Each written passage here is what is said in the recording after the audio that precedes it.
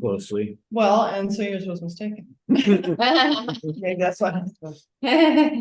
Or maybe. Because when I got up this morning at 6:30, whatever, I thought, oh, should I do my bike ride loop? Right. Get back by 8. Yeah. And then I looked at the app and it's like, no, it's gonna rain It until. didn't start till, well, I don't know where it started, but I left the house at 8:30 and it was just starting. It was still sunny.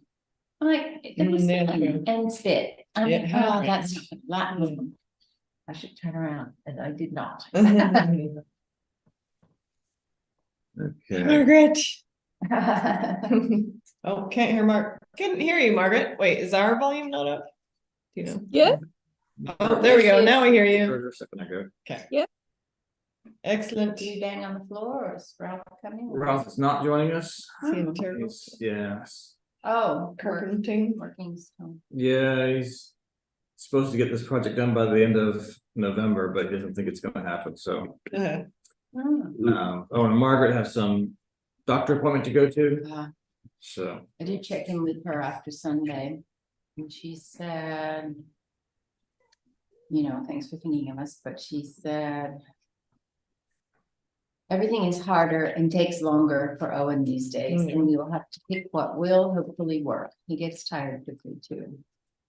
We watched church online and thought Todd did a good talk on time. We were getting air conditioning putting in for them. Yeah, happy for cats. Yeah. Just in time for the coast. Thinking too, however. Yes. I didn't, so they never had air conditioning in the house, is what I'm gathering. Together. Full air conditioning. Fans, they have fans. Wow, all right. Yeah, so I think this is us. And then whoever joined, whoever's watching on YouTube, that's running, yes. Good. Okay, so let me do a screen share. Share screen, here we go. As I announced weeks ago, when this idea came up, or this class came up, this is not my presentation. This is a Brian Keith project. Hi, Patricia. It's a good one because sometimes you wonder how good do you have to be, or how much evil can you do and still make it. And I was going through the clergy archives and I stumbled across this, so I was like, yeah, this makes a lot of sense. And being I knew what I was going to get back, having a class that required less preparation made a lot of sense. Oh wait, are you going to go to Perth? He's still alive. Okay. So Not yet. Not yet. False alarm. Right. Okay, I forgot to ask you again. Yeah, no, he's hanging in there. Hard. Richard Hart. Yeah, he's in hospice care. So I have daily contact with Roz, and he's like, yeah, he's peaceful, but he's still going. So Okay, I forgot to ask. yeah, no, it's fine. Yeah, so I should be fine for this weekend. Anyway, this is 41 slides. So some of these I'm going to go through quickly just because no need to spend multiple class periods on this. There's some good stuff to get through. And if we end up a little early, that's okay. He starts with this one, the Lord's intention to save everyone, right? This is something that new church people get. The Lord wants to save everybody, not just people who live in Australia or North America or whatever. It's everybody. So We're just in church. yeah, right. That's not a big concept for us to get behind. I like this one here. So long as a person lives in the world, he does not know that he's raised up above his proprium, because he does not feel it. And yet there's an elevation, or as it were, an attraction of the person's interior understanding, the interior will towards the Lord, and thus a turning of the person's face as to his spirit towards the Lord. Sometimes I wonder about this one. Because it seems like, oh, sorry. It seems like you'd have more evidence of that, right? Of people being elevated, right? But Swedenborg is clear throughout his writings that everybody is pulled towards the Lord. You know, he's trying to save everybody. It's just about that not everybody is responsible. Sometimes we think the Lord is not with us, but he is. Right. And we don't actually, because I'm like that. I know he's with me, but sometimes I go, you know, is that Yeah. something like that? Yeah. Well, but what it's saying is that he's reaching out to everybody. Yes, exactly. And whether they realize it or not, everybody's being reached out to. Well, we realize we do anyway. Yeah. And I'll tell you what, when I look at the comments that come through on the YouTube stuff and Instagram and whatnot on the videos, there are definitely some people who are not, shall we say, open to the Lord's call. There are some people who are just closed-minded. I mean, not even just about new church perspectives, but just about the idea of God at all. So when I read this, go, oh yeah, that person is definitely not feeling his proprium, being raised above his proprium. It's definitely not feeling that.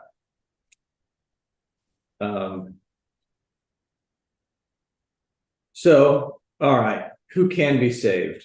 And Abraham's bargaining, you might recall this is from the Sodom and Gomorrah story. God says, I'm going to destroy everybody. And Abraham says, wow, what if there's 50 people left? You know, oh, okay, what about 40 and so on here? And it says from AC here, those should be saved with whom there should be goods and truths, and who these are is recounted in an order. All right, so we're going to go through and see the progression here. These titles go away. So 50. So if there's 50, those with whom there should be truths, and these truths full of goods. All right. So if 50 is about you've got the information and you use it to do good things, to action, right? That's if there's 50 there, you know, that's pretty good, right? You've got the truth, you use it. There should be truth. What's that phrasing about? Anyway. Those with whom there should be truths. Right.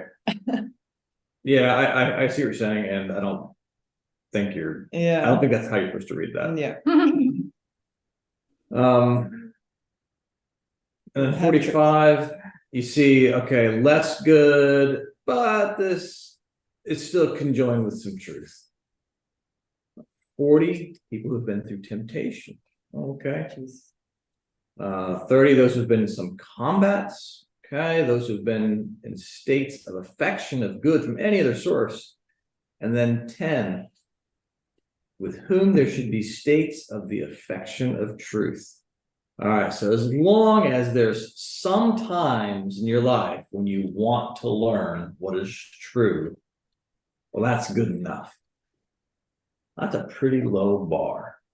It's not about you have to do anything with it. You just have to want to seek it. And the Lord says, well, okay, if there's somebody there who wants to do that, then I'll save them. Which, of course, in the story, there wasn't. There was, you know, you can get to that place where there are people who do not seek the truth. They don't have the affection, the desire, the interest in seeking the truth. So even though it's a low bar, sometimes humanity doesn't make that. They don't clear that. Individuals, yeah. Yeah, well, both, Race. right? Okay. You know, it's same on the micro as on the macro. So yeah, it's both. And then we get to this, right? Do we have to do it all here? It gives us these two quotes. And I have put my words in your mouth. I have covered you with the shadow of my hand, that I may plant the heavens, lay the foundations of the earth, and say to Zion, you are my peace.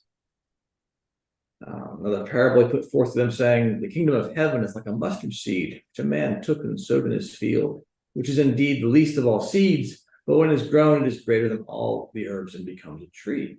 So the birds of the air come and nest in its branches, right? We've heard that one before. And then we get over to the writings. And so the mustard seed, right? You only have to have a little bit of spiritual good. And then when a person enters the next world, the seed is set free from natural things and starts to grow.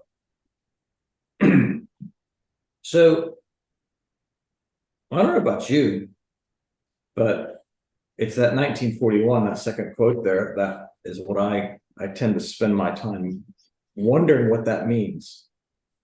When a person enters the next world, the seed is set free from natural things and starts to grow. What sort of natural things are you going to be set free from? Because there are places where it talks about certain natural stuff falling away. So, is that suddenly the drug addict doesn't care about the drugs anymore? If the addiction is there, the addiction falls away. Is it, the person who was just so obsessed with time and managing the machinations of the day, does that, that falls away. Or food and health and diet and stuff. Right.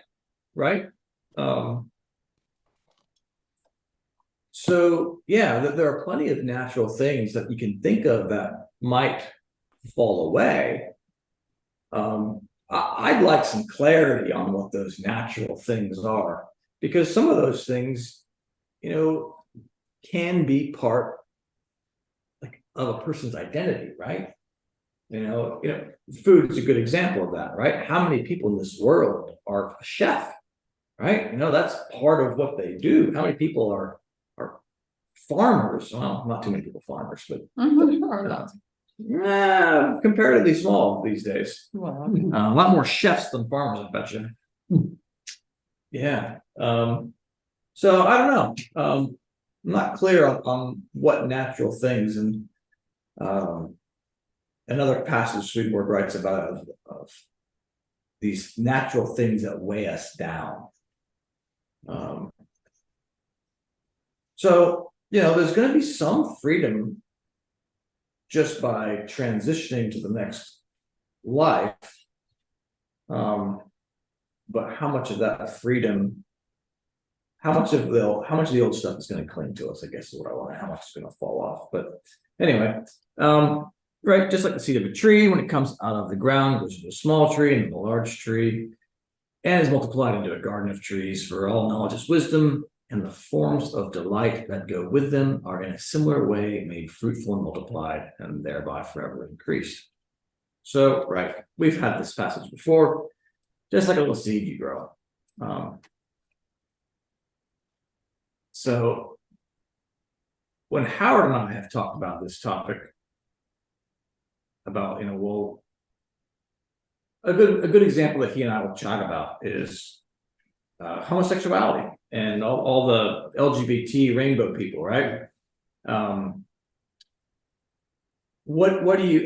do you deal with them on a pastoral level?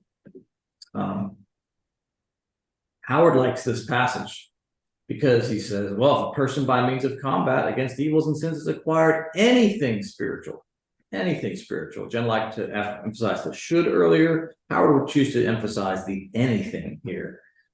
Be it ever so small, he is saved. And afterwards, his uses grow like a grain of mustard seed into a tree. Boy, that bar is low, right? Anything spiritual, ever so small. So this becomes the question on the rainbow people is, okay, if they're engaged in an activity that seems to be very clearly outside the way that the order of the world, right? You know, they're not supposed to be boys marrying boys. Then, but you know, what's the objection? Everybody says, "Oh, but I know this gay guy, and he's just so nice," right? That's what it is. Oh, he's just so nice.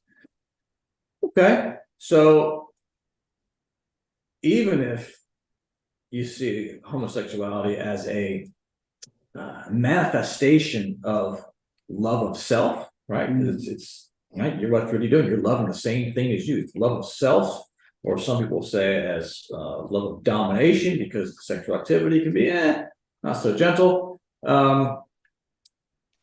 You have that there, but can they have other stuff, anything spiritual, ever so small, that says, all right, well, they might be stuck in an activity or behavior, whatever, that is contrary, but they've got something over here, and that's going to be the seed that grows in the next life into something good.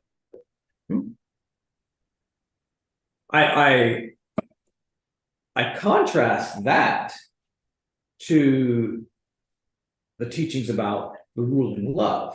And you know, you typically have these scales of justice, right? Is the person, you know, 51% tilted towards good? You know, you got to have the 51%, not just ever so small. That's ever so small, man. That's very small, right? You know,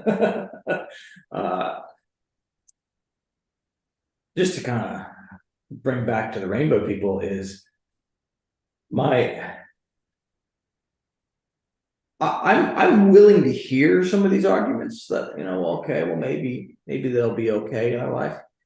But what I've said to Howard is, man, I'll tell you what, as a pastor, I sure wouldn't counsel them that what they're doing is a good idea. You know, yeah, it might be okay. So, but to me, you know, I'm willing to take chances with my physical life. Yeah, I'll go race go-karts, motorcycles, and, you know, if I splat on the road, you know, so be it. But I'm not really willing to take chances with my spiritual life, because eternity is a really long time, you know. That side, love is love, apparently. Yeah. Just take the Christian way. Right, and which is not true. Love is not love. You know, there is self-love. Well, there was a guy on the net. He goes, "Yeah, love is love," right? He goes, "Water's water, but you don't drink from the toilet bowl." You sort of. Nice. I mean, you know, well, that's what he said. That's his point.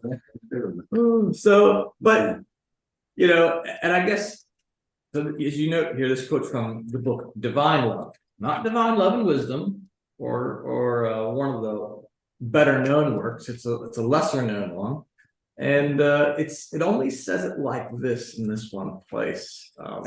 So I don't know. Would I bet my eternity on? You know what?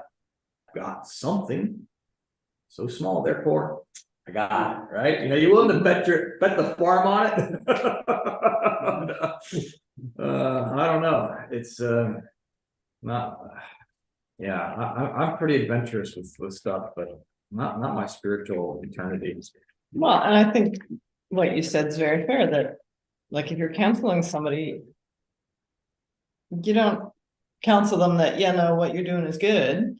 Say, no, this isn't good. It doesn't mean you're going to hell because you're doing this specifically, but there is still hope for you to go to heaven. Yeah, not much. Yeah, pretty bad time in the world of spirits. Yeah, right. There's some work to be done, and maybe this goes back to that whole slide. A couple, where was the natural stuff falling off, wherever that one. Past it.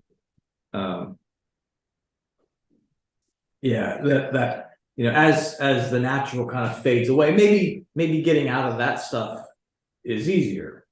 You know, there's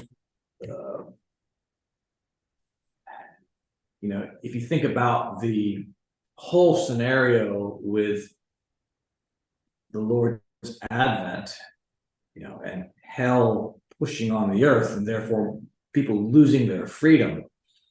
You know, I tend to think that when we get into certain mental places, we lose our freedom. It's like it's not possession, but maybe a mild form of it. Whereas, we tell ourselves things over the course of our life that thought brings presence, it brings attraction, spirits come with us. And, we've kind of allowed them to take control. And, let's face it, the older we get, the harder it is to change. That's just facts. So if somebody gets into this mindset at a young age, and this is what's so dangerous about the rainbow stuff, is that they're targeting the kids, and they're trying to get them when they're young and they're malleable. And if you buy into this at 14 or 12 or whatever, by the time you reach 30, it's a lot harder to change out of that, let alone you make it to 50 and you realize you're miserable. And that's kind of where it's hard, a lot harder than it could have been. So wasn't really intending to go down a tangent, but I think it is relevant. Right. So anyway, point being, the bar is low, is what he's trying to say there. Well, and to me, this speaks of the Lord's limitless mercy. Exactly. And I don't think we can really wrap our brains around that. Yeah, I totally get the idea, and I'm on board with the idea that the Lord is way more merciful than we give him credit for. I'm on board with that. And so then the question becomes, well, how we still have to have that willingness to change, that that affection for truth that was stated in the 10, right? You got to have some of that. And I guess what I see with some of these rainbows and stuff is that it's a complete disregard for the truth. It's, no, I am what I feel like I am, not what I actually am. So that's, God's merciful, way more merciful than we get. Yep. But I don't know about the rest. Anyway. See, when I was using this presentation earlier, I wasn't using it in this format. I was using it in the normal display, but I can see it better here. Anyway. So here's the next one, more along the same lines.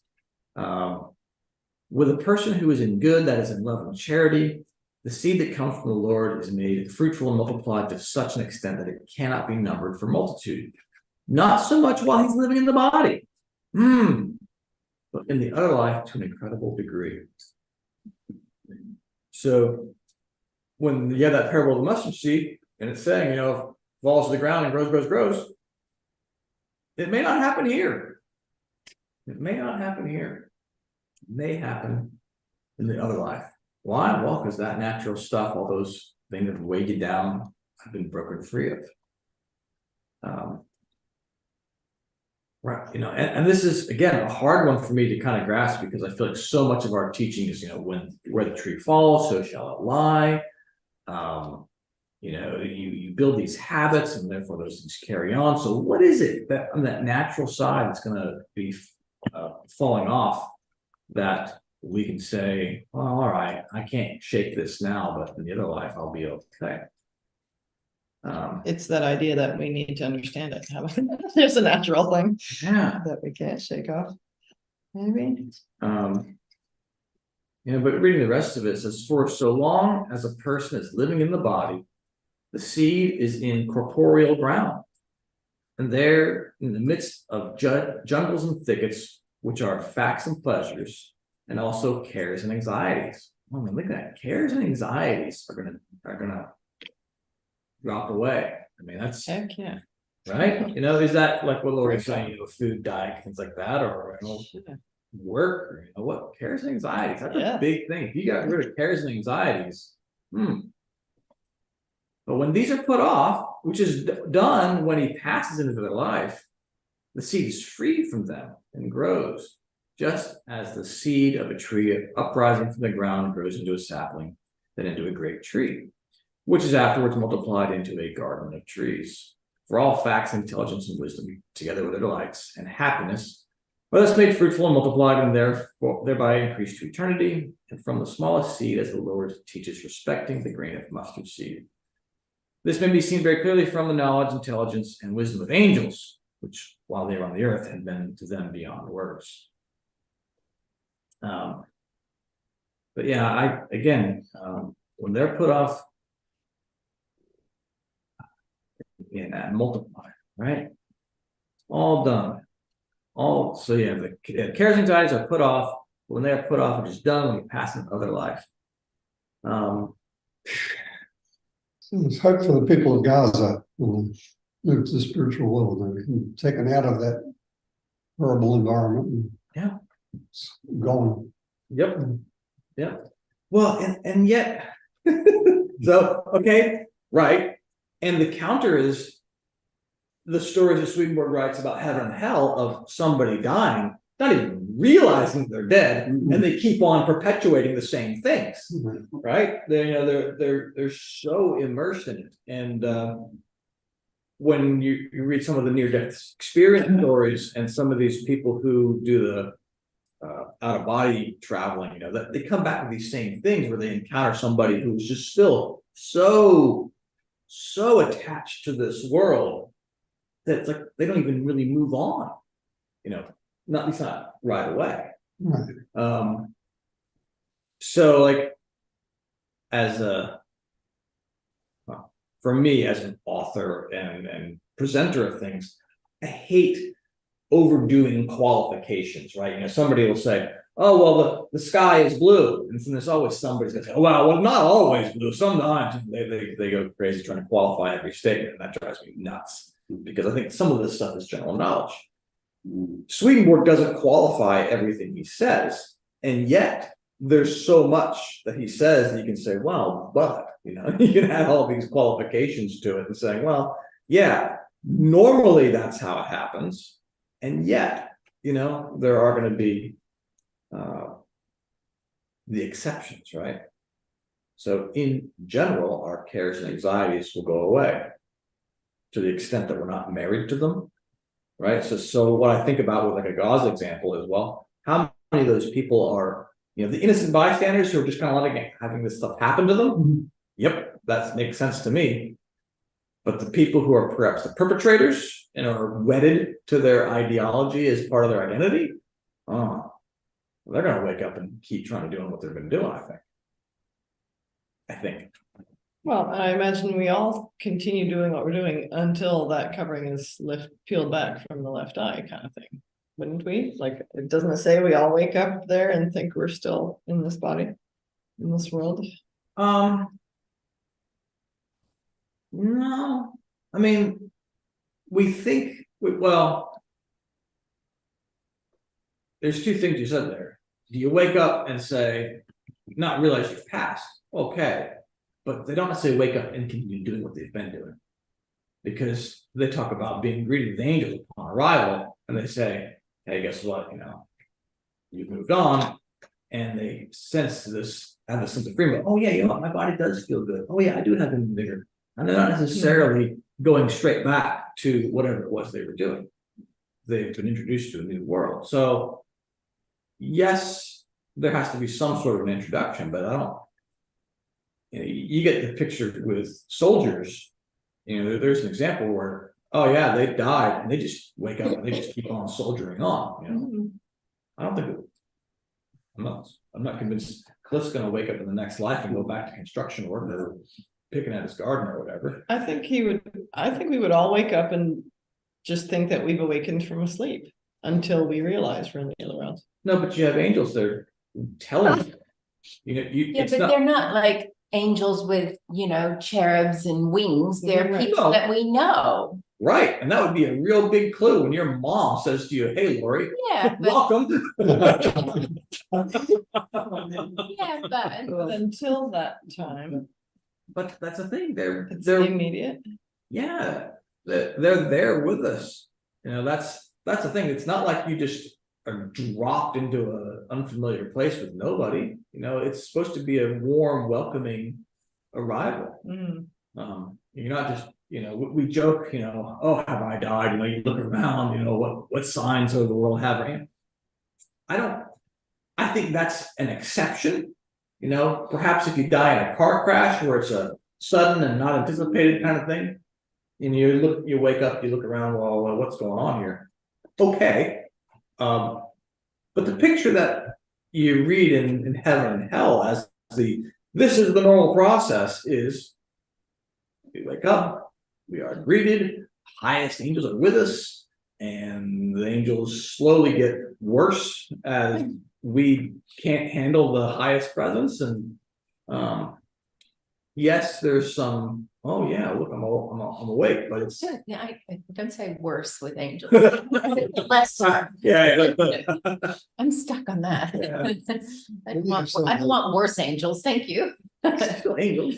Some of the near-death experiences where they seem to go straight into hell. Yep, and that to me is a suggestion of the current state of their minds when they pass. Mhm. So yeah, there are exceptions, but the general principle put out in the writing is that it might be a surprise to you, but it's a gentle awakening. And you think that the soldiers and whatnot are given the awakening, but they deny it? Is that what you're saying? No, I think it's like the equivalent of a car crash where it's so instant and so kind of contrary to order. Well, your dad was a good example of this, where he slowly left, right? He didn't just collapse. There was an orderly departure to his leaving, and therefore, to me, it's like, okay, all right, Norm's not going to be it. Angels come around, they get closer, and we see this with people in hospice who will see, things. They'll see spirits. I was there with him that last day, and he said, he reached out. I said, oh, are they coming for you? No. Yeah. Right. There's an orderliness to that versus the soldier is alive 1 minute and all of a sudden shot or blown up, whatever. And the angelic army apparently wasn't, they're on call, but they weren't right there, right? It's just a different environment. Hey, maybe I'm all wrong, but that's how I see it. It's a different scenario for passing on. Yeah. The writings say that we're designed to live to a ripe old age and die peacefully in our sleep. That's how this is set up for us. How many of us actually get that death?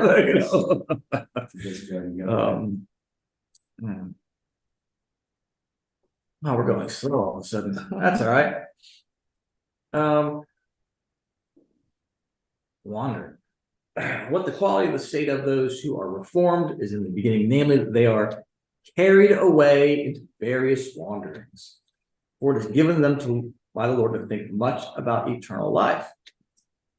They cannot do otherwise than wander hither and thither, both in doctrine and life, seizing as truth that which has been inseminated from their infancy, or is impressed upon them by others. I think of your story. You've said to me about how you went to Israel, you went to India. You were looking for the truth. You were wandering, trying to find what it was, and I do think this is part of that affection for truth. At some point in our life, do we have that desire to seek out what's going on? Exactly. But the things which enter in at that time, though for the most part erroneous, are still such as serviceable for promoting growth. So you have to seek the truth, but what you find doesn't actually have to be the truth, because it can be for the most part erroneous. But Probably find what you want to find. Yeah, well, in such case, anyway. I mean, sure, I get that. And is it saying that, the person who's seeking and they find Buddhism, for example, and they go, and the Lord's saying, well, that's not all actually correct, but is there something in there that the person still can manage to grow? Go back to your rainbow person, right? They're engaged in that kind of stuff, and they find Buddhism, and Buddhism says, I don't know if it says this, but Buddhism says that's fine, whatever. But they still find other stuff in there that they are willing to work on. You know, because as long as they work on anything, be it ever so small, Mm. you know, they're safe. But yes, I think you're right. If all you find is a spiritual path that tells you that whatever you think is right, well, then that's not going to do you give you any growth. Sure.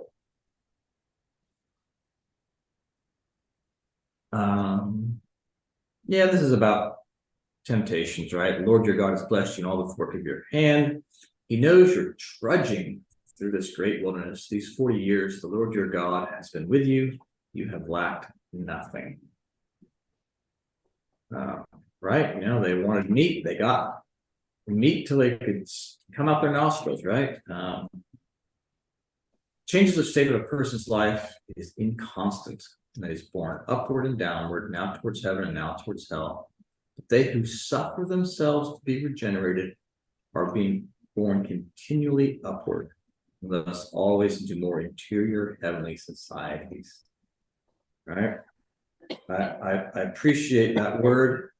Suffer themselves. They suffer themselves, right? It's not everything you've been told is that you know, not everything you believe is true, but are you willing to go through the work of being told you're wrong? They who are in the stream of providence are all the time carried along towards everything happy, whatever may be the appearance of the means. Oof, right? We know this to be true. They who trust in the Lord continually receive good from him. Whatever happens to them, whether it appear prosperous or not prosperous, it's still good because it conduces and it means their eternal happiness. Okay. Forgiveness. All right. How do you get forgiveness? The big thing there is, you know, must lead to a new life and continue on. So you do bad things, that's okay as long as you change your ways. What does forgiveness do? And all right, turns your sins of scarlet, turns them to the white as snow. We've seen that before. You've probably encountered the teaching about sins are not abolished but removed. Many believe that sins are wiped away when they are said to be forgiven. And a person is not purified from them, but is withheld from them. Yeah, very different way of looking at sins than the mainstream Christian church, right? You know, you get cleansed of your sins by the baptism, right? The cleansing fire. Oh, cleanse, get rid of those sins. But that's not what the writings give us. I'm assuming you've encountered this teaching before. So what is forgiveness? Forgiveness is you move away from it. You don't do it anymore. It's still part of your kind of book of life, and yet it's not counted against you. Yeah, they remain with the person. Yeah, we got that. Whatever you've acquired remains. It's quiescent, thus appears to be none. So, right, you know, easy example is somebody smokes for many years. They stop smoking. The measure is what is that person that day? Well, they're a non-smoker, right? It doesn't mean they weren't, still acquired some things, but when you don't have a desire to do it, then you don't. That's what you're going for. Well, just because you quit doesn't mean you don't have the desire for it. Yeah, that's right. Is that well, but relevant too? it is. I mean, because I think that's part of the process. You know, when you first quit, you still have the desire, but the longer you stay clear of it, the less that desire exists, and it gets put away. That's that quiescent. So yeah, just because you quit for a week or a month doesn't mean you're happy about it. That's that 40 years in the desert, right? The temptation of learning to not like it.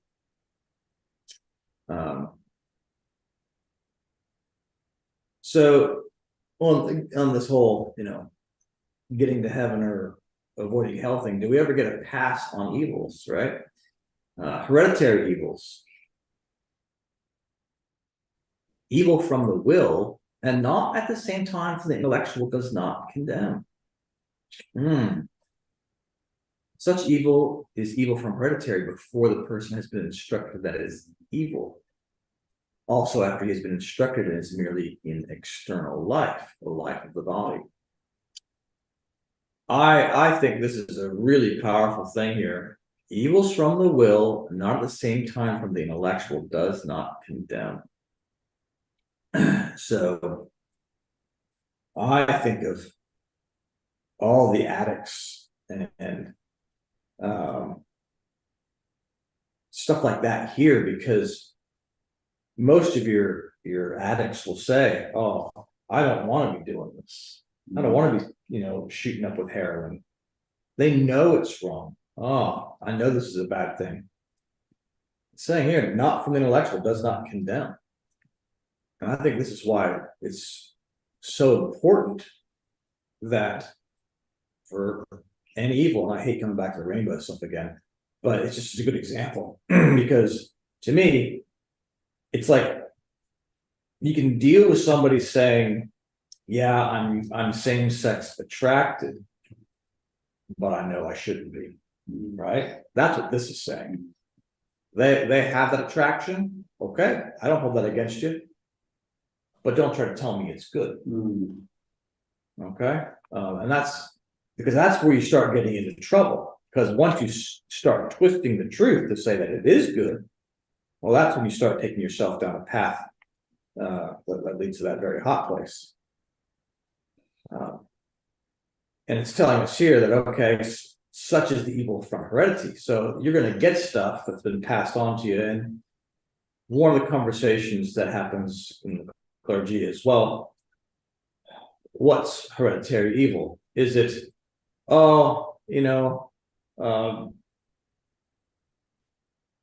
Patricia's father and grandfather and great, they all had this thing that they did where they, what's your hereditary evil? We're gonna make up for it.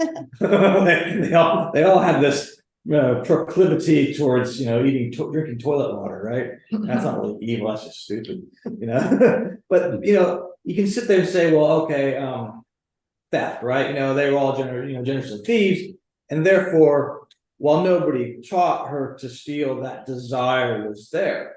Or is hereditary evil kind of like, oh, well, you grew up in a household where thievery was taught, or condoned. You always had excuses for it and made light of it, whatever. I got away with it. Wasn't that cool? Right? What's hereditary evil? I've always thought of it more as that kind of quasi-genetic kind of evil that passes through. My grandfather was an alcoholic, my dad was an alcoholic, well, therefore, I'm prone to this love too.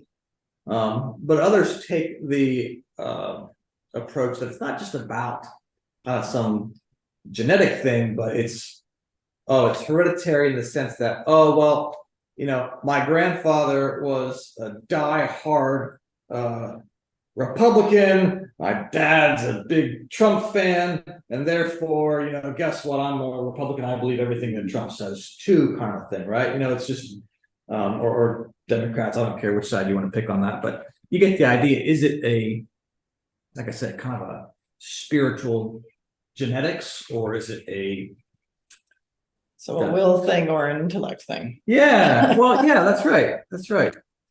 Right. Mm-hmm. Yeah, but it's important to realize that, you're not condemned for the things that your mind doesn't consent to. I think that's huge, because how many people, they walk around with guilt because they say, oh, I've done this bad thing. I knew it was bad. I shouldn't have, been a jerk. I shouldn't have said those things. I shouldn't have, whatever it was. And I actually had somebody just a couple of days ago saying to me on the phone, oh, you look at all this stuff I've done. I'm like, yeah, well, hey, at least shows your conscience works, right? Right. That's something.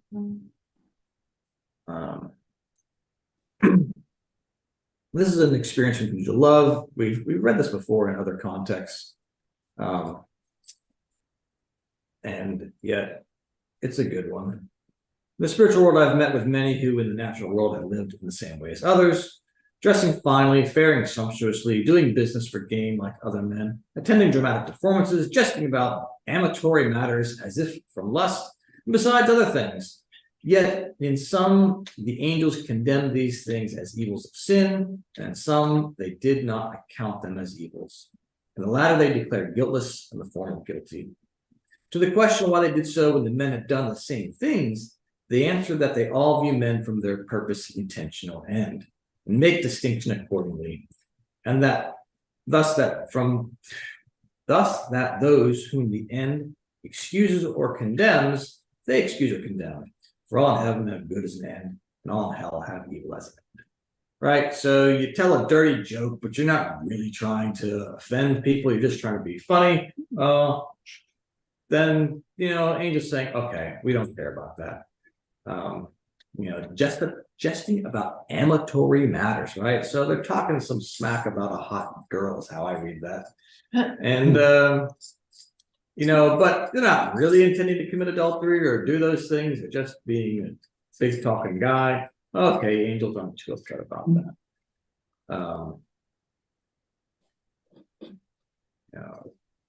It's about the intention. So how bad do you have to be? Well, you have to be pretty bad. Yeah, you have to consent your mind to what you're doing is what you want. You have to intend it. I mean, there's some safeties along the way. This is a good one. Conscience mongers. Again, this is one we have used before because it comes up regularly. These spirits raise scruples of conscience and insinuate them into a person with regard to matters about which something doubtful occurs, which they suppose to be a duty, and so charge him with sin in many things. Thus, they burden the conscience with matters which it should not be burdened. Thus, for example, if someone travels to a foreign country and spends his money on things of great value, they can burden his conscience by this scruple alone that he is depriving his country of wealth, which nevertheless ought to remain there. So in like manner might be called into conscientious doubt whether one may spend money on matters with very great utility, since the heirs, who as it appears according to law, ought to be protected and thereby deprived of it. That's kind of an elite example, right? Right. So when you're overseas, don't spend your money there because you're hurting your family. Well, he's saying to not be bothered by that. Okay. He's saying that's the kind of conscience mongering that can happen. Or if you're overseas and you spend money on souvenirs and stuff, oh, I could have sent that money to some charity that benefits starving kids in Africa, right? That kind of thing. He's like, hey, look, you can't do that. So that's crazy. So they make it a sin, things that aren't supposed to be a sin. So I think there's as we're debating whether we're going to make it to heaven or hell, are we crossing? Have we made the threshold to that lowest point in? This is what happens: is we make ourselves guilty on things that we don't need to be burdened with.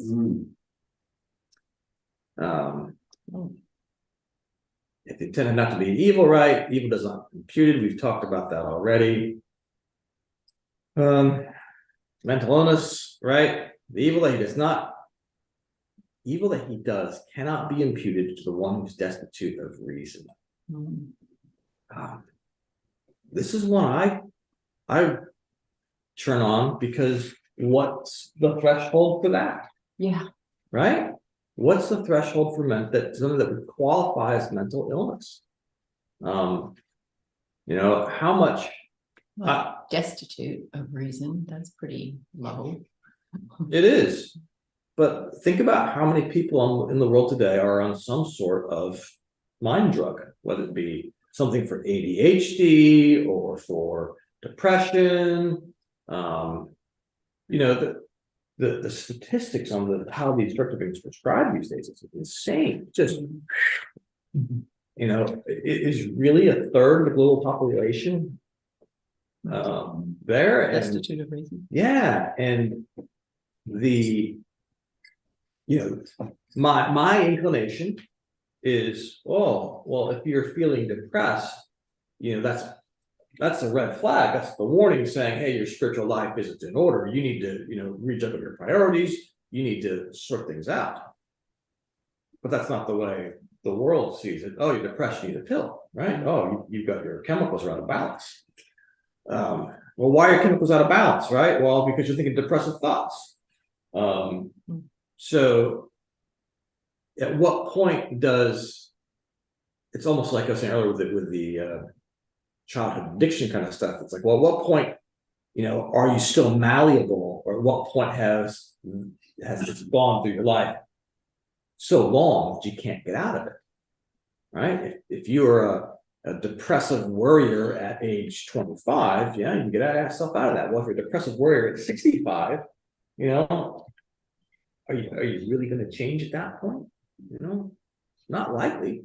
But hopefully you've done some other things along the way. You've done some work, and you've acquired some growth and whatnot. And so, okay, you haven't got rid of the anxiety, but you have done other things to be a selfless person and help others out and things like that. So when natural cares fall away, you leave this life. You don't have to worry about money. You don't have to worry about, that kind of stuff. That depression goes away. Is that depression qualified as a mental illness here? I don't know. There's not a test, right? You can't take a blood test and go, oh, well, Lori's depressed. She doesn't have XYZ. Torn, right? Another group of people. That means evil not by its fault, and being death inflicted by another. Well, yeah, so if you're murdered, it's not your fault. Great. I guess that was a bigger concern 300 years ago than it is today. So this is, Brian goes into this example of adultery, basically saying, look, all these quotes saying, this is really bad, right? Worst of all abominations, blah, blah, blah. It's on saying that adultery is terrible. And it keeps on going, puts off human nature. There's nothing good to be said about adultery, right? Last one there, heaven is closed and hell is open widely. So if you commit adultery, man, thumbs down for you. With But intellect as well. Well, it doesn't say that. Don't jump the gun. I said that previously.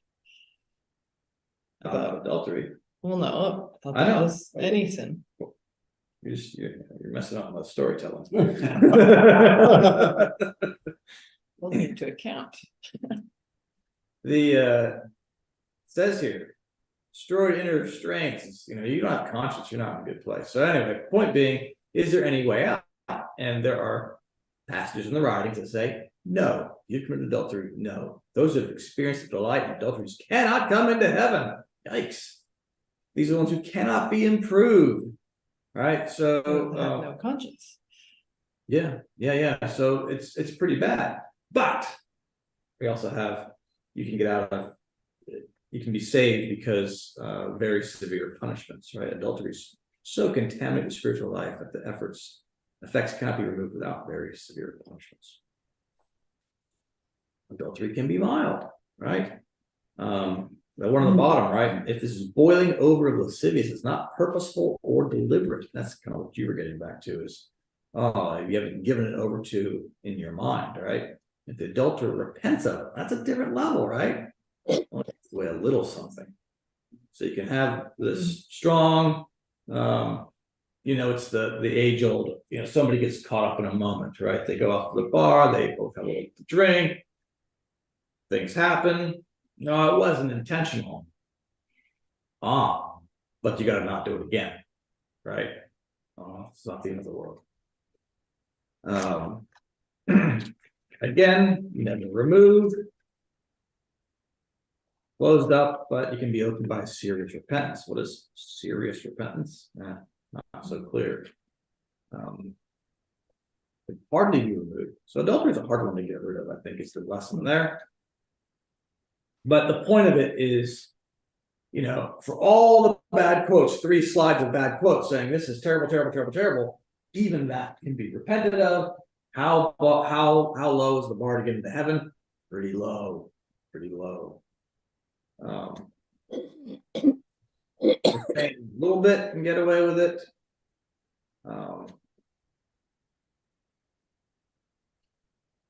When he profanes the truth and deprives himself of remains, which although they remain, cannot be brought forth. Right, so the remains are all those childhood things that the Lord gives us. I see them as good memories, the heavenly states that, we get older, we're in our 30s and we're at work and we're feeling like a slave, and something says, oh gee, back when I was a kid, it was so much fun. We just would go on a vacation somewhere, we do this, that, the other. It's those kind of things that we call back to and say, oh yeah, I need to do something about my life. It says remains can be blocked, and yet we can get them back. So profanation, I don't think I even talk about profanation because that's so bad, and yet it says profanation, these things can't be forgiven, they can't be healed, and yet where is it? Destroys the interiors of the person, destroys everything of spiritual life.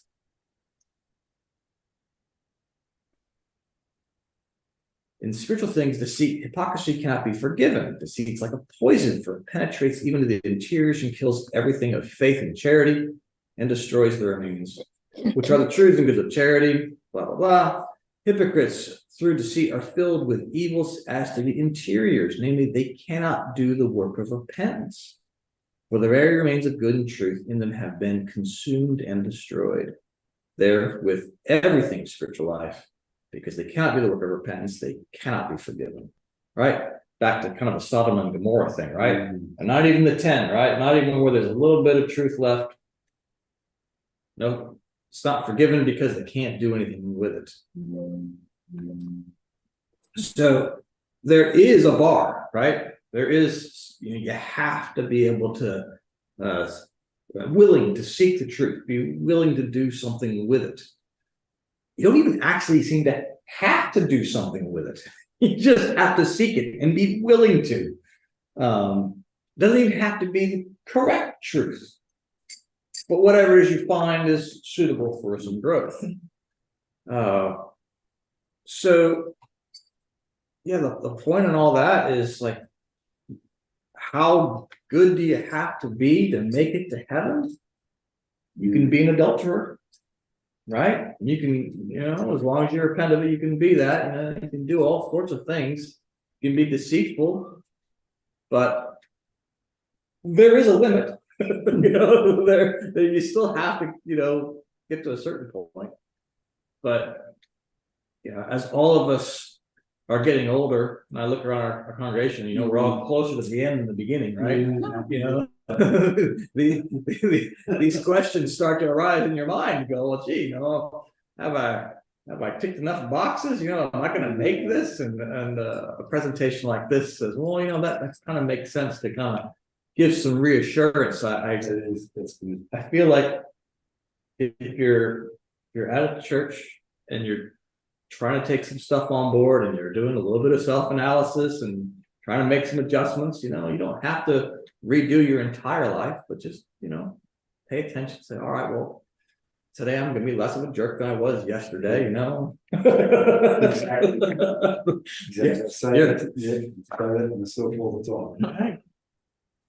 Yeah, it's the bar's not too high. So, stick with the program, keep learning some things, keep trying to make your changes, do what you can. Don't expect yourself to be a different, a whole different you than you were last year, but just small, steady changes. No one's worthy for heaven, but we try. That's right. Try and try and try. No one's worthy, but we try. Exactly. That's all the Lord wants. Just try. They're not worthy, but just try. Yeah, I reckon just a genuine wanting to go to heaven. Yes. With that comes recognizing one's shortcomings and wanting to change. Yeah. So anyway, hope you got something out of that and some grist for the mill as you go through life and look at the world around you and go, are these people going to go to heaven? I don't know, but do they have that small thing? Yeah, it's not our concern. Well, right. It's not your concern. And yet, I mean, gets back to the whole evangelism thing, like, do you, You still want people to go to heaven, you still want people, you'd like the process to be easier than harder, so. once you find something. Anyway, anything from you, Margaret? Any commentary or objections? No comments, just trying to take it all in. All right, well, thanks for joining us. I'm glad somebody's taking advantage of the Zoom, and I will sign off and we'll have lunch here. All right, enjoy.